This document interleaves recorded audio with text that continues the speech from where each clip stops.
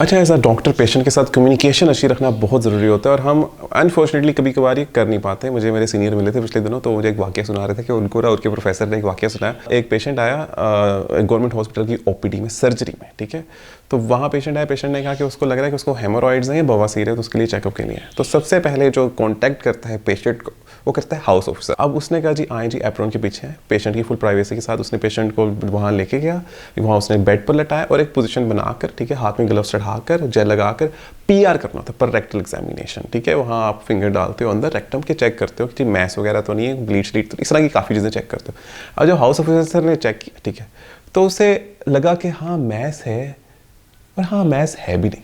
House officer को यही लगता है, उससे यही लगता है, ठीक है। तो उसने कहा यार चलो एक काम करता हूँ, मैं ना किसी सीनियर से कंसल्ट कर लेता हूँ। अब हाउस ऑफिसर के इमीडिएटली आता है PG1, और हाउस ऑफिसर और PG1 की हमेशा बड़ी बनी होती है कि PG1 को पता होता है कि उसको भी उतना ही पता है जितना मुझे पता है। अब उस PG1 के पास गया, उसने कहा जी मुझे सर लग रहा है कि कुछ है। उसने कहा तुम्हें लग रहा है, चलो मैं भी देखता हूँ, ठीक है। अब वो भी गया एप्रॉन के पीछे, तो उसने पेशेंट को लटाया, पोजीशन में बाबा जी थे, ठीक है ना, बाबा जी को लटाया, हाथ में ग्लव्स पहने, उस जेल लगाई, प्यार से, बड़े प्यार से चेक करते हैं ओपीडी में। उसने भी डायग्नोसिस बनाया PG1 में कि कुछ है, लग रहा है कुछ है। उसने कहा ठीक है। अब बेचारा पेशेंट लेटा है, बाबा लेटा है कि क्या हो रहा है यार, ये क्या क्या बता नहीं रहे ना क्या हो रहा है। तो उसने कहा जी अब मैं PG4 को बात करता हूँ। PG4 वो होता है जो कंसल्टेंट स्पेशलिस्ट सर्जरी का बनने वाला है आखिरी साल में। उसने उसको बुलाया, वो आया जी, हाँ जी क्या है। उसने कहा ये ना हमें ना लग तो रहे हैं ये हेमोरॉइड्स है, पोजीशन में है, मगर कुछ और ना हो ये, ठीक है ना, ये एज फैक्टर बाकी चीज़ें। उसने कहा ठीक है यार लेटो यार। उसने भी ग्लव्स पहने, PG4 ने अंदर उंगली डाली, घुमाया शुमाया, खांसी वांसी करवाई, स्क्वीज़ वगैरह कराया, ठीक है ना। और उसने एक सजदे वाली पोजीशन भी होती है, उधर भी चेक करते हैं, खांसी वगैरह करा के सब कुछ। उसने कहा यार ये लग तो रहे हेमोरॉइड्स, मगर ये क्या इंटरनो एक्सटर्नल उसको समझ नहीं। उसने कहा है ज़रूर कुछ, मगर करते हैं कन्फर्म। अब बाबा जी और परेशान, यार कभी मुझे ऐसे लटा रहे हैं, कभी मेरे से सजदा करा रहे हैं, क्या हो रहा है। वो फिर बाद में उसने PG4 ने बुलाया सीनियर रजिस्ट्रार को, जो उस वक्त था वहाँ पे, उसने उसको बुलाया। सीनियर रजिस्ट्रार ने भी ग्लव्स वगैरह पहन के, जेल वगैरह लगा के, उंगली डाल के अंदर चेक किया, और उसने भी, उसको भी समझ लगी कि क्या सीन है। उसने कहा यार है।